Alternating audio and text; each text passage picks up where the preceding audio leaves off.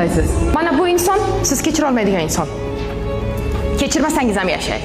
Kechirmasangiz ham sayohatga boradi. Kechirmasangiz ham nonushtasini yeydi, bemalol uxlaydi. Siz kechira olmayotganingizni u inson bilmaydi. Va endi ikkinchisini aytaman sizga. Kechirsangiz ham u shunday yashaydi. Kechirsangiz ham u ovqatini yeydi, nonushtasini yeydi. Ammo kechira olmaslik shunday narsaki, uni o'limini kutasizda, ammo zaharni siz o'zingiz ichasiz. Kechirish siz uchun kerak.